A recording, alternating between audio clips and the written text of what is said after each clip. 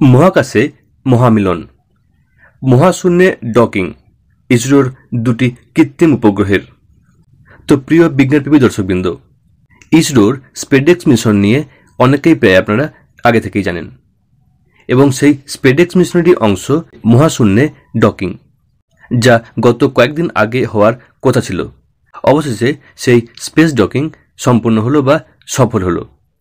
আসবো এ প্রসঙ্গে বিস্তৃত তথ্যে।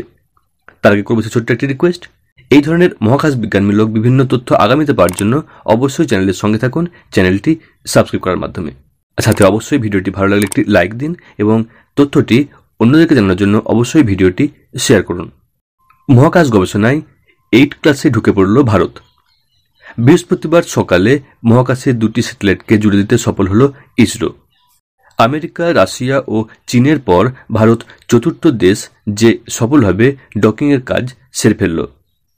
এর ফলে মহাকাশে স্পেস স্টেশন তৈরির পথ আরও এক ধাপ এগিয়ে গেল ভারত। সোশ্যাল মিডিয়ায় ইসরোর তরফে এক পোস্টে বলা হয়েছে, ভারতই হল চতুর্থ দেশ যে মহাকাশে ডকিং সফল করল। আমাদের টিমকে শুভেচ্ছা। এটি একটি ঐতিহাসিক মুহূর্ত। অত্যন্ত নিখুঁতভাবে ডকিং সম্পন্ন হয়েছে। এই ডকিংয়ের কাজটি করার কথা ছিল গত 7 জানুয়ারি ও 9 জানুয়ারি, তবে যান্ত্রিক ত্রুটির জন্য তা পিছিয়ে যায়। গত 30 ডিসেম্বর উৎক্ষেপণ করা হয় দুটি স্যাটেলাইট। উপগ্রহ দুটির মধ্যে স্পেডেক্স 1 হল চেজার এবং স্পেডেক্স 2 হল টার্গেট। গত 12 জানুয়ারি পরীক্ষা করে দেখা হয় ওই দুটি স্যাটেলাইট 15 মিটার ও 3 মিটারের মধ্যে আসতে পারছে কিনা। এই ডকিং হয়ে যাওয়ার ফলে মহাকাশে মহাকাশ স্টেশন স্থাপনে আরও এক ধাপ এগিয়ে গেল ভারত।